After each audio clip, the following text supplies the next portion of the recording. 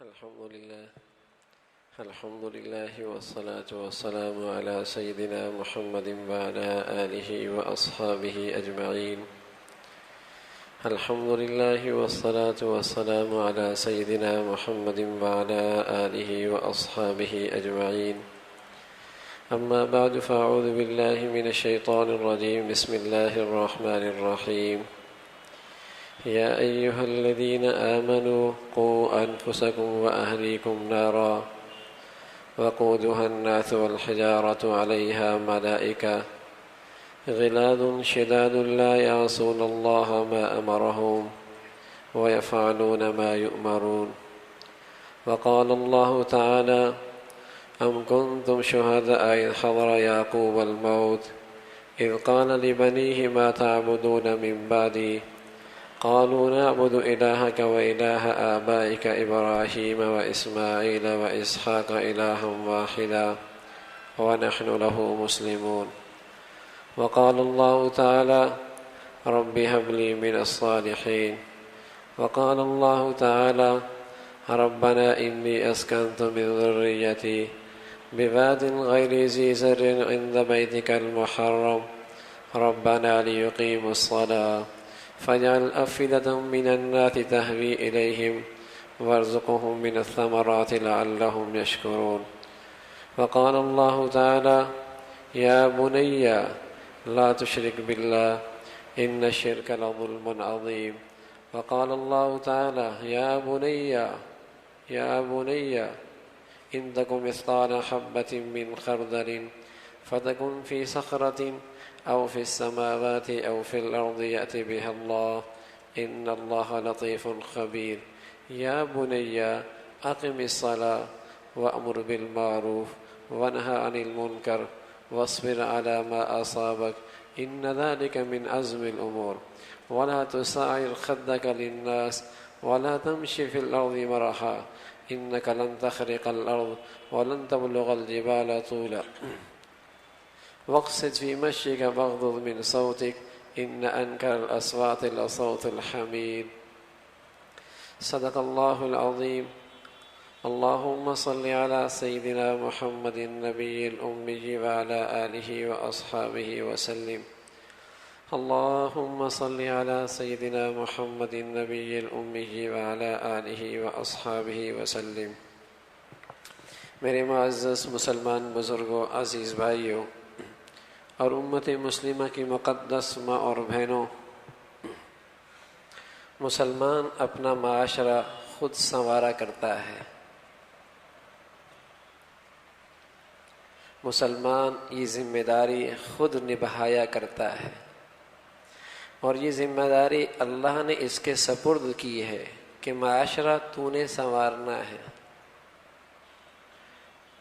کلکم راع وکلکم مسئول عن رعیتہ۔ معاشرے کے افراد ماں کی گود ہی سے آیا کرتے ہیں، معاشرے کے افراد باپ کے گھر ہی سے نکلتے ہیں، معاشرے کے طبقات جو بنتے ہیں خاندان ہی کے تو افراد ہوتے ہیں، گھر کی زندگی سے نکلنے والے لوگ ہی تو ہوتے ہیں جو معاشرے کا حصہ بنتے ہیں۔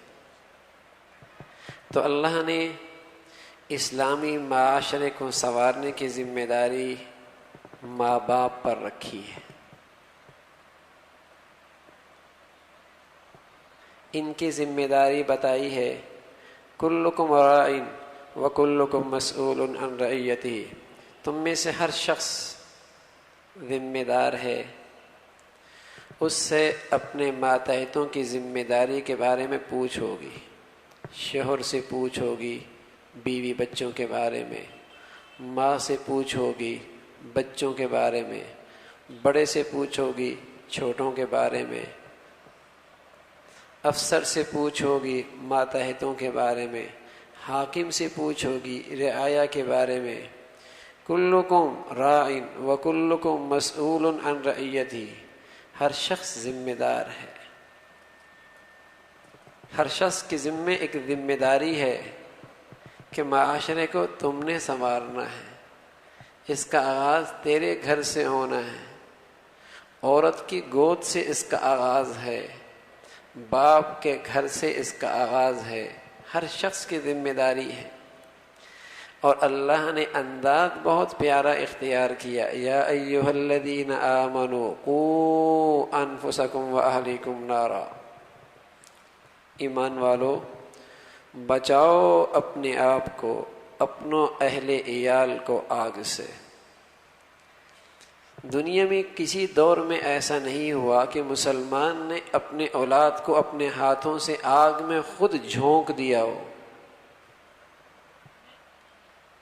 کسی دور میں ایسا نہیں ہوا کہ مسلمان اپنی اولاد کو آگ میں خود پھینک رہا ہو۔ پھر یہ آیت تو مسلمانوں کے اس طبقے سے ہے، اس طبقے سے خطاب ہے پہلا، جنہیں صحابہ کہتے ہیں رضوان اللہ علیہ اجمعین۔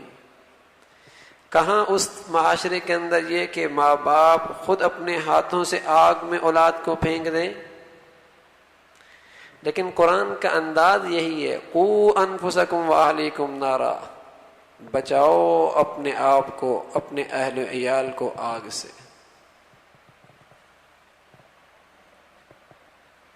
کیا مطلب ہے؟ کبھی ایسا نہیں ہوا کسی دور میں، کسی زمانے میں، کسی طبقے میں، کسی علاقے میں کہ مسلمان اپنے ہاتھوں سے اولاد کو آگ میں ڈال رہا۔ پھر قرآن کا یہ خطاب کا مطلب کیا ہے کہ بچاؤ اپنے اہل و عیال کو آگ سے، سوائے اس کے دوسرا اور کوئی مطلب نہیں۔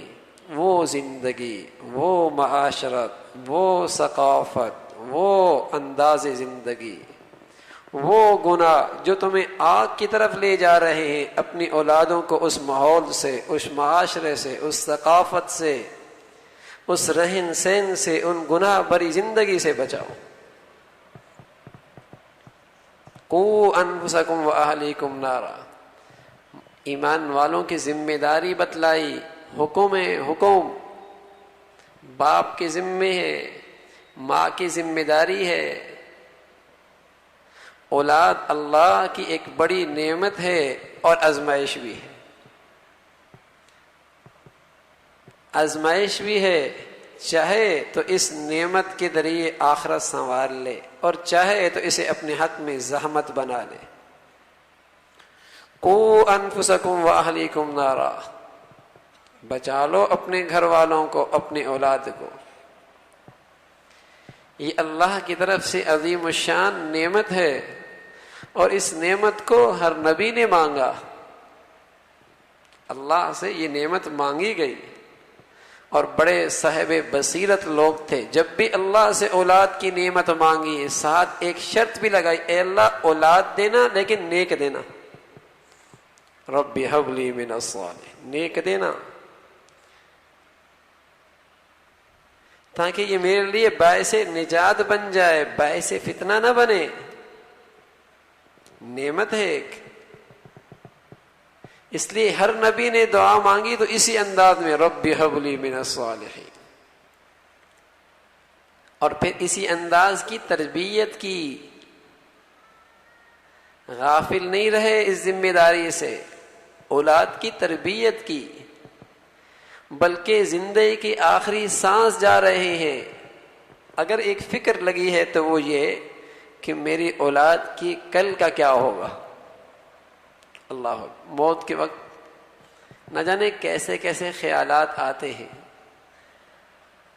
لیکن قرآن کہہ رہا ہے ایک نبی دنیا سے جا رہا ہے، جاتے جاتے اس نے اپنے پوتوں کو، نواسوں کو، بیٹوں کو اکٹھا کیا، اور اکٹھا کر کے ان سے کہنے لگے، ام کنتم شہداء اذ حضر یعقوب الموت اذ قال لبنیہ ما تعبدون من بعدی، سب کو اکٹھا کر کے کہہ رہے یہ تو بتاؤ میرے بعد تمہارا کیا بنے گا، کس کے سامنے پیشانی جھکاؤ گے، کس کے سامنے دامن پھیلاؤ گے، کس کی مان کی زندگی گزارو گے، کس کا خوف کھاؤ گے، کس کی نظروں میں رہ کر زندگی گزارو گے۔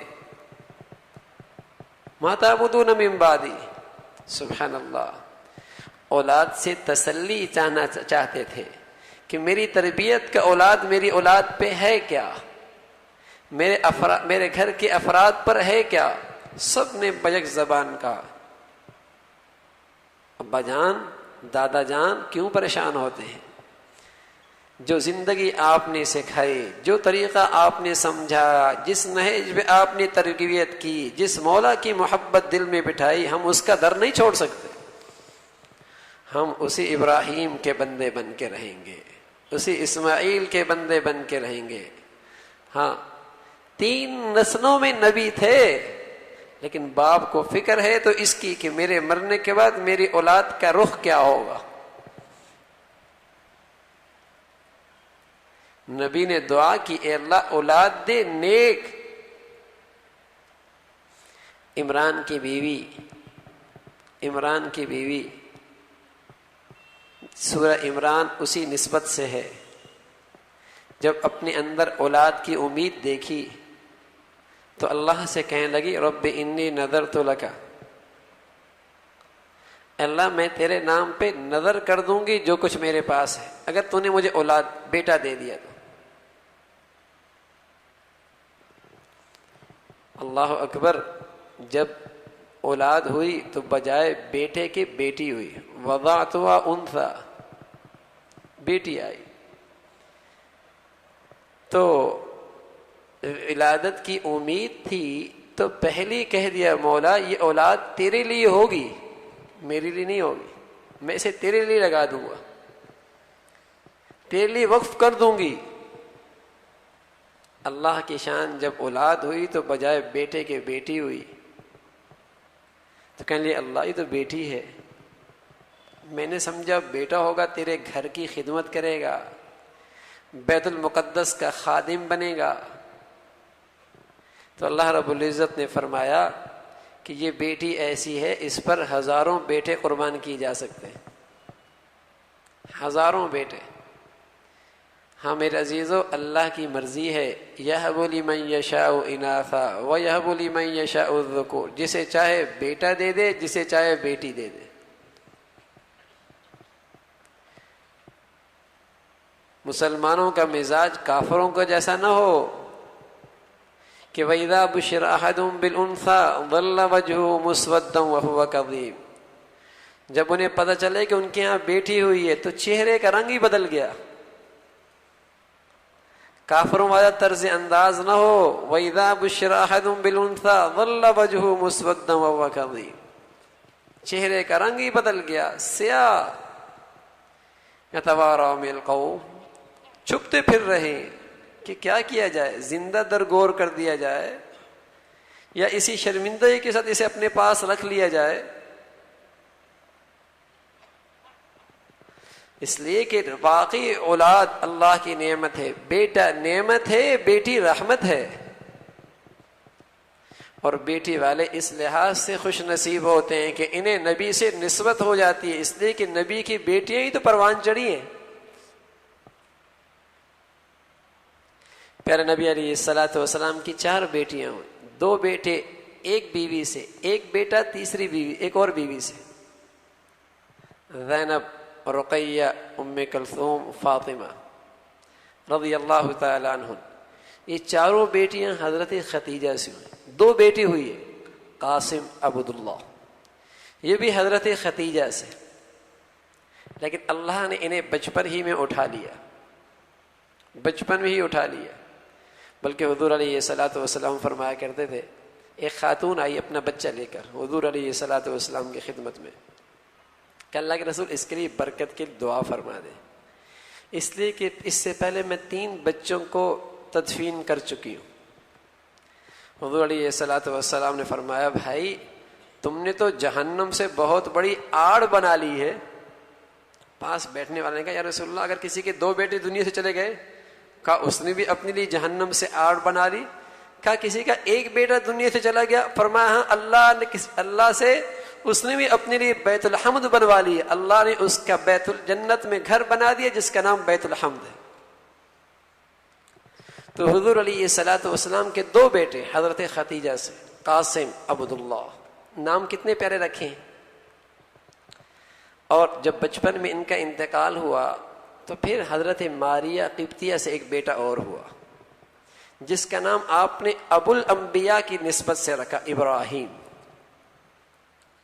اور ان کی سب سے لمبی عمر رہی، تقریباً 1 سال سے کچھ دن تک زائد۔ آپ علیہ الصلاۃ والسلام نے ان کے بال کٹوائے، بال کٹوانے کے بعد اس کے بقدر سونا چاندی تولا اور اس کو مدینہ کے غرباء میں تقسیم کر دیا۔ 7ویں دن آپ نے اس کے بال صاف کیے، اس کے بقدر چاندی تولی اور اسے غریبوں میں تقسیم کر دی۔ اور جب بیمار ہوئے تو حضور علیہ الصلاۃ والسلام نے عبد الرحمن بن عوف کے پاس تھے، ہاتھ میں اٹھائے ہوئے تھے ابراہیم، حضور علیہ الصلاۃ والسلام نے ہاتھ میں لیا اور ہاتھ میں لے کر زندگی کی آخری سانس تھے اور فرمایا یا ابراہیم، ابراہیم ہم بھی اللہ سے تمہیں بچا نہیں سکتے، کچھ نہیں کر سکتے، جو فیصلہ اللہ کی طرف سے ہے۔ آنکھوں سے آنسو آ رہے ہیں، محبت کے آنسو۔ تو ایک صحابی کہنے یا رسول اللہ آپ بھی رو رہے ہیں، کہاں یہ محبت کے آنسو ہیں۔ تو انبیاء علیہ الصلاۃ والسلام نے اولاد مانگی، کسی کو اللہ نے بیٹے دیے، کسی کو اللہ نے بیٹیاں دی، کسی کو کچھ بھی نہیں دیا۔ حکیم ہے، جسے بیٹا دیا اس سے کہا یہ نعمت ہے، امتحان ہے، کسی کو بیٹی دی کہا یہ رحمت ہے، خیال کرنا۔ اور آپ علیہ الصلاۃ والسلام نے فرمایا جس کے ہاں 3 بیٹیاں ہوئیں، ان کی صحیح نہج پہ تربیت کی، صحیح جگہ پہ نکاح کر دیا، کل قیامت میں جنت میں میرے اتنے قریب ہوگا جتنی ہاتھ کی 2 انگلیاں آپس میں قریب ہوتی۔ سبحان اللہ۔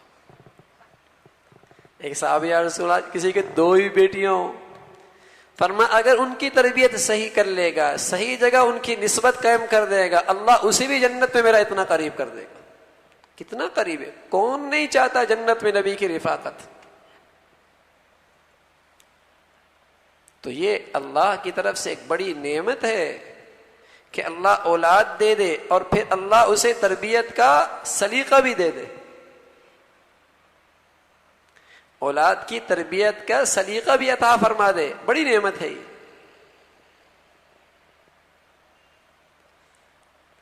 اللہ رب العزت نے جب ابراہیم علیہ الصلاۃ والسلام سے فرمایا خواب میں کہ ابراہیم علیہ الصلاۃ والسلام نے دیکھا کہ خواب میں کہ اپنے بیٹے کو گردن پہ چھری چلا رہے ہیں، انی اذبحک، ذبح کر رہا۔ صبح بیٹے کو بولا، کتنی عمر تھی؟ 7 سال 8 سال۔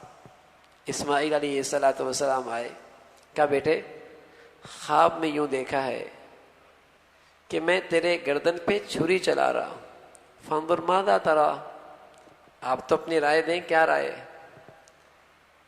کیا بچے کی عمر ہوتی ہے؟ لیکن سبحان اللہ، بچے گھر کا ماحول کا بھی بڑا اثر لیتے، بڑا اثر لیتے۔ بچوں کا دل و دماغ بالکل صاف کاغذ کی طرح ہے، جو دیکھتے ہیں، جو سنتے ہیں، جو اس کے سامنے ہوتا ہے اس صاف کاغذ پہ نقش ہوتے چلا جاتا ہے، پھر وہی کرتا ہے، وہی بولتا ہے، وہی عادتیں بنتی ہیں، وہی اس کا کردار بنتا ہے۔ جو وہ دیکھ رہے ہیں، جو وہ سن رہے ہیں، جو اس کے ارد گرد ہو رہا ہے، جو اسے سنایا جا رہا ہے، جہاں اسے بھیجا جا رہا ہے، آگے جا کر وہ اس کا کردار بنتا ہے۔ اولاد، بچہ نرم مٹی کی طرح ہے، جس ماحول میں بھیجو گے اس ماحول میں وہ ڈھل جائے گا،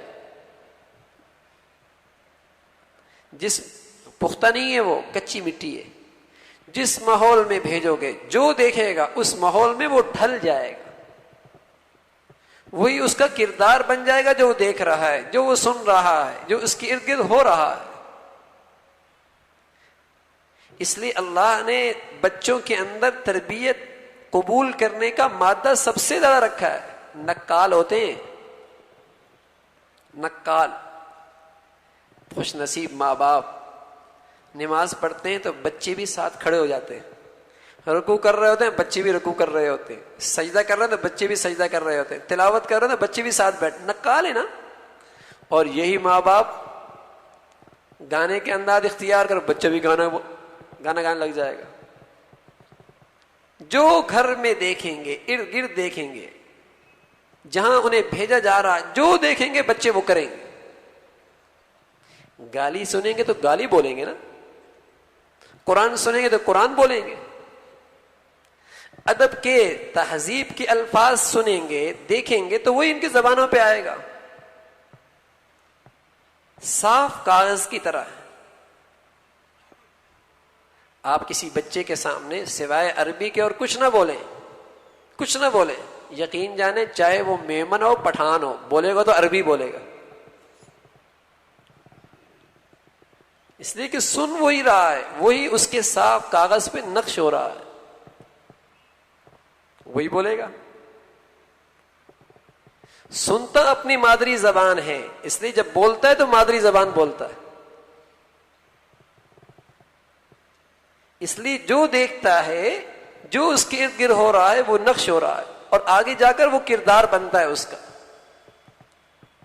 تو یہاں ابراہیم علیہ الصلوۃ والسلام کی تربیت میں بیٹا وہ دیکھ رہا ہے کہ باپ کسی کے سامنے جھکتا ہے، کسی کی محبت اس کے ہاں سب سے زیادہ ہے، کسی کے خاطر وہ ہر قربانی کے لیے تیار رہتا ہے، کسی کی عظمت کے سامنے ہر وقت سر بسجود رہتا ہے، جس کی اطاعت اس کی زندگی کا سب سے بڑا سرمایہ ہے، وہ دیکھ رہا ہے زندگی میں۔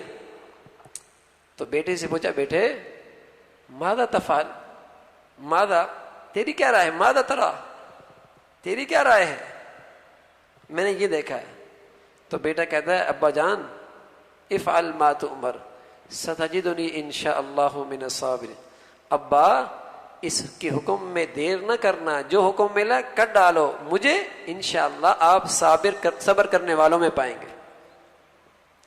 کہنا آسان ہے، اور علماء نے لکھا ہے کہ ابراہیم علیہ الصلوۃ والسلام نے یہ سوال اپنے صاحبزادے سے اس لیے نہیں کیا کہ اگر انکار کر دے گا تو حکم موقوف ہو جائے گا، صرف اس لیے کہ دیکھنا چاہ رہے تھے میری تربیت کا رنگ کتنا ہے اس پر،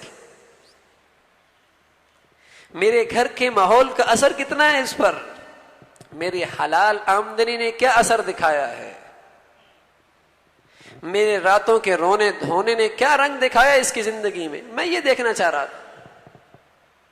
ستجدنی انشاء اللہ من الصابرین، صبر کرنے والوں میں ابا جان آپ پائیں گے۔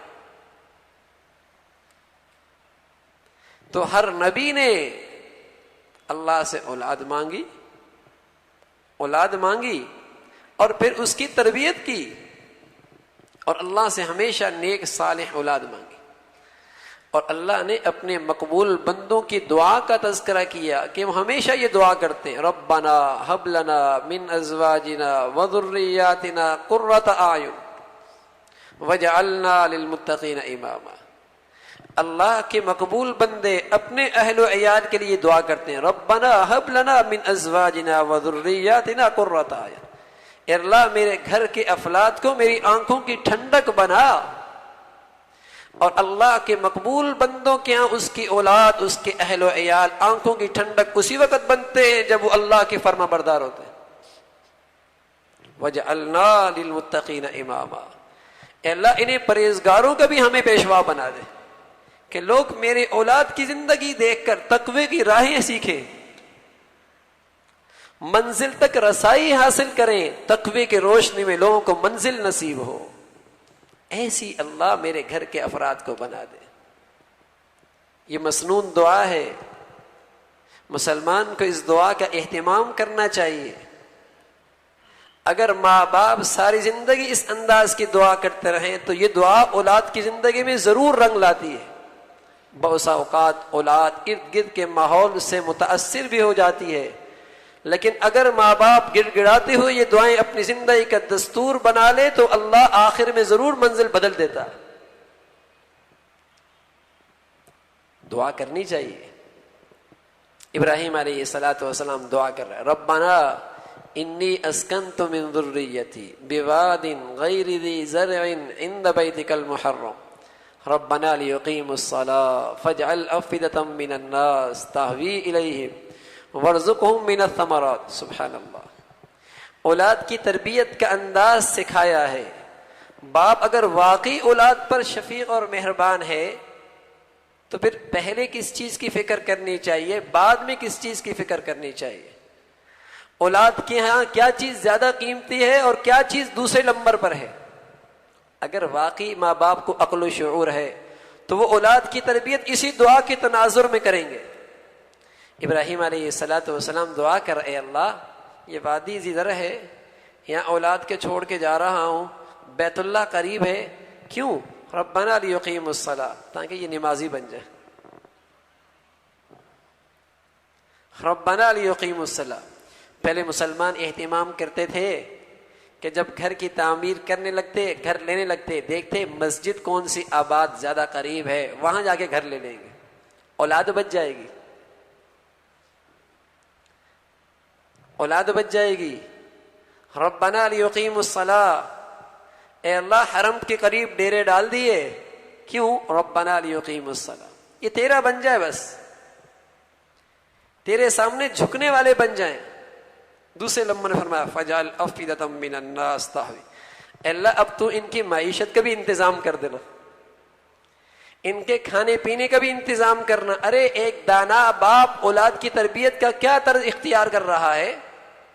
ٹھیک ہے لباس بھی پہنائیے، اچھا کھلائیے، اچھا پہنائیے، اچھی رہائش دیجیے، اچھی سواری کی بھی فکر کیجیے، لیکن اللہ کے لیے اللہ سے تعلق میں یہ چیز اس سے زیادہ اہم ہے۔ ایمان کی قیمت اس سے زیادہ ضروری، اللہ سے تعلق اس سے زیادہ ضروری۔ اگر میں نے اپنے اولاد کی 40 سالہ زندگی میں اسے سب کچھ لے کے دے دیا اور خدا نہ خواستہ اسے اللہ سے تعلق سے محروم رکھا، تو میرے عزیزو بڑا نادان ہے یہ باپ کہ 50 سالہ زندگی بنانے کی فکر کی، کھربوں سال کی زندگی اس کی ویران کر دی۔ ظالم کہیں گے، خیر خواہ کہیں گے، سمجھدار کہیں گے، نادان کہیں گے، محسن کہیں گے یا کچھ اور لقب دیں گے۔ 40-50 سالہ زندگی کی فکر کی اور کھربوں سال اس کی ویران کر دی، اسے ایسے ماحول میں ڈالا۔ حضرت عمر رضی اللہ عنہ کی خدمت میں ایک باپ آیا اپنی بیٹی کی شکایت کرنے کے لیے کہ بڑا نافرمان ہے، بڑا نافرمان ہے۔ اللہ، تو بیٹے کو بلایا گیا، تم باپ کی نافرمانی کرتے ہو؟ تو بیٹا کہنے لگا حضرت یقیناً مجھ سے نافرمانی ہوئی ہے، لیکن میرا بھی حق ہے ایک باپ پر، اس لیے کہ اس نے مجھے کچھ پڑھایا، سکھایا، تربیت نہیں کی، اور جب اس نے جس ماں کا انتخاب کیا نہ اس کی دینداری کا خیال رکھا، جب میرا نام رکھا تو میرا نام بھی رکھا جعل، جعل کے معنی گندا کیڑا، نام بھی ایسا رکھا۔ حضرت عمر رضی اللہ عنہ نے فرمایا بھائی بیٹے نے حق ضائع کیا ہے لیکن باپ نے اس سے بڑا حق ضائع کیا ہے۔ ہمارے ایک بزرگ ہیں، ان کے پاس ایک باپ آئے شکایت کرنے کے لیے، حضرت میرا بیٹا فلاں ڈگریاں حاصل کر چکا ہے، فلاں ڈگریاں حاصل کر چکا ہے اور اتنی تنخواہ ہے، اور میں نے ہزاروں نہیں لاکھوں روپے لگا کر اس کی تعلیم کا انتظام کیا ہے، اور آج اتنا بڑا افسر بن چکا ہے اور مجھے مارتا ہے۔ تو حضرت نے فرمایا کوئی تربیت کی ہے اس کی؟ کہا حضرت تعلیم دلائی ہے، لاکھوں روپے خرچ کیے ہیں، اتنی ڈگریاں ہیں۔ حضرت نے فرمایا بھائی کوئی تربیت بھی کی ہے؟ کمانے والی مشین نہیں بولا کہ مشین بنا دیا کہ نہیں بنایا، انسان بھی بنایا ہے، تربیت بھی کی ہے۔ کہا کسی اللہ والے کے پاس بھی لے گئے، کسی اچھی صحبت میں بھی لے گئے، اللہ کا تعلق بھی بنایا؟ کہا یہ تو نہیں ہوا۔ کہا بھائی پھر حیوان کو ٹکریں مارا ہی کرتا ہے نا، انسان تو تربیت سے بنتا ہے، انسان تو تربیت سے بنتا ہے، جب وہ نہیں ہوگی تو پھر اولاد یہی منظر دکھائے گی کہ تربیت جو نہیں کی اسے اللہ کی نافرمانی سے نہیں بچایا۔ رسول اللہ صلی اللہ علیہ وسلم فرمایا کرتے تھے جس کی خاطر تم اپنے اللہ کو ناراض کرو گے، اللہ مرنے سے پہلے اسی کو تم پہ مسلط کر دے گا۔